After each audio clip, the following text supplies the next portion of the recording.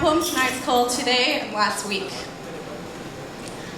Today a red robin flew into my home through the living room window. My dog, Chaplin, 26 pounds of furry beast, began to run in circles around the table, barking his lungs out to all four corners of this earth, the fucking drama queen. The bird, hearing out his death call, began shitting all over the walls, uncoordinatedly flapping its wings and shedding feathers as it flew from bookcase to windowsill to kitchen countertop to top of the fridge. I just stood there, taking it all in, accepting it. It was 8:05 in the morning. I had just learned that poor Prince Harry would never be king, and I had not even drank my first cup of coffee yet. Stay calm. Stay calm. Last week, my uncle's 15-year-old nephew and his best friend were found dead in a field a few miles outside their city. They were 15, had been kidnapped, and took a bullet to the head. They were 15 and never saw their families again. I was at a party when my mom heard the news, called me up and asked me if I felt safe there.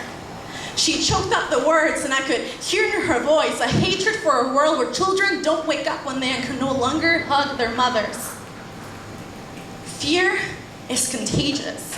It can sprout like beanstalks in the dark soils of one's mind. It needs no fertilizer.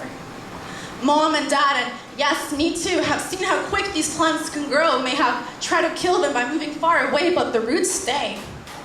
But I was lucky to have been 8 when I got on that airplane, was lucky because children move on, it's what they do. Adults have heavier feet, their steps more slow, their memories take longer to fade. To me, assaulted cousin, aunt, uncle, classmates' house broken into, classmates' father shot dead, my own preschool broken into, principal held at gun's point, told to place the cash register money in the bag. Familiar stories. To my parents.